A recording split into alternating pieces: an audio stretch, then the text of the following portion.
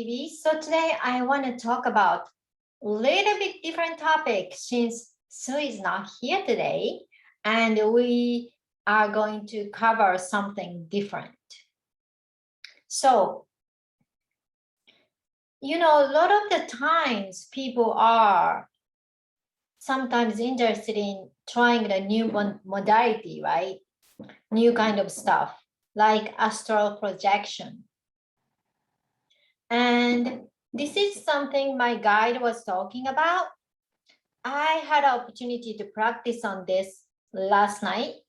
I never was attracted to doing this, but when I was having a new certain information about the starseed stuff, the information suggested maybe it's a good idea for me to do it.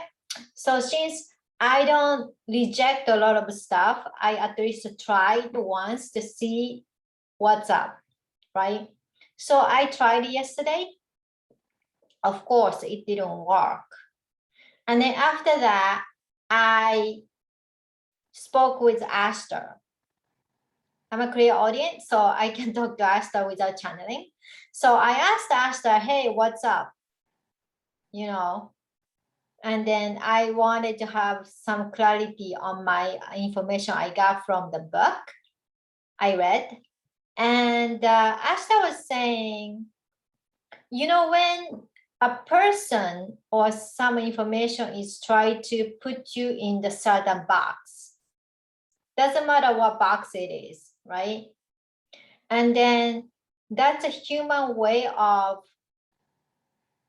boxing things. We are so multidimensional, we are so multifaceted, so it is very difficult to fit us into one type. Maybe we can put us into the blood type, but any other type, we can be everything and all. That's why we are accessing to our all that is, the prime creator, right?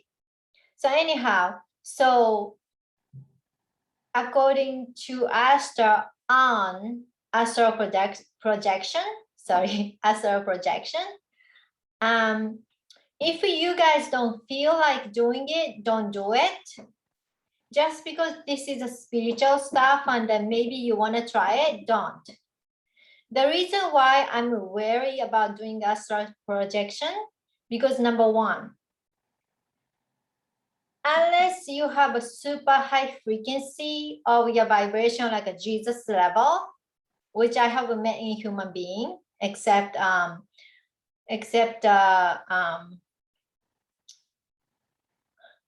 blanked out. Christine Day, she's a Pleiadian ambassador. Anyhow, unless you have that high frequency, big barricading your house, which is your body, on purposely is not a good idea, because you never know what or who gets in while you're out, right? Because when we get out of the house, we lock our door. We're not gonna just keep it open. So when you do astral projection, you're keeping your house open. Well, you can ask Archangel to protect you while you're out, but unless you have a huge passion or need to do it, you might want to think about if somebody is suggesting you to do it, why, right? Always a good idea to ask why. Have discernment. Doesn't matter who is suggesting what, right?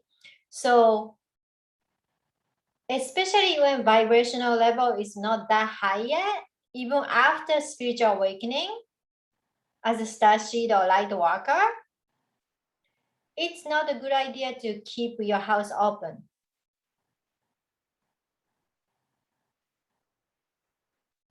Because you could be susceptible to hijacking, right? I'm not talking about possession, okay? But it's not a good idea to keep your house open, because during your house is open, you never know what is being done to your body. Could be having implants, energetic implants on, whatever, right? So I usually don't talk about this kind of a topic. I try to keep the topic very uplifting and enlightened.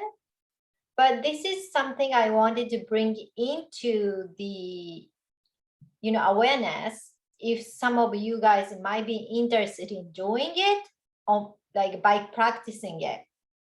One thing I know about, things you're supposed to be doing, this is related to the, divine gift I was talking about, and Ashta was also talking about. When you have this divine gift, you can do a certain ability without taking the training, without practicing. Only reason we practice this is we feel like we are not confident, so we kind of have to practice with other people so we can kind of present ourselves in public, right? Same thing as a speech. But when we have a divine gifts on talent, we don't need to take the course to practice and practice and practice until the stuff is, happening to you. So unless this astral projection thing, you can do it naturally, that might be your gift, and it was given for the certain purpose for your journey or for your gift. But unless you can do it naturally, so easy breathing, and when you especially have a little bit of uneasy feeling, doesn't matter who tells you to tells you to do whatever. Could be astral projection, could be anything in spiritual exploration, right? But do not just simply listen just because someone else tells you to do it. Because you never know what the ulterior motive is. Or someone might be having the, good intention, but this someone might have implants, right? You never know. I can see the implants, but that's not the point, right? The point is you never know. So it's always a good idea to discern yourself and then ask why. What is an agenda for this person, this organization, whatever that is, and why this person is suggesting you to do certain things. Just because it's a spiritual industry or spiritual guru or whoever, doesn't mean we can trust anybody in blinded manner, unless this person is a best friend, okay?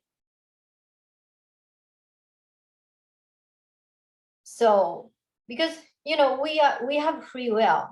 So it's kind of like strange, right? If somebody is pushing you to do certain things, unless this person is your coach and you decided to take this coaching with this person, that's a different story, right? And then you agree to do it. But, it's always a good idea to have a sense of discernment.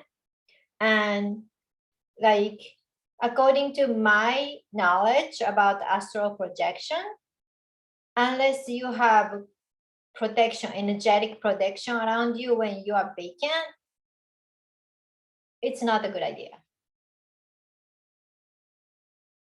And unless this is what you're supposed to be doing for your purpose, I suggest you guys to stay away from it unless you really want to do it. So I won't stop you. Just because, you don't go out of your house without locking your door. It's common sense, right? So that's what I wanted to share with you guys today. And then next week, Sue and I are gonna have a good topic to talk about. So today I wanted to talk about this topic.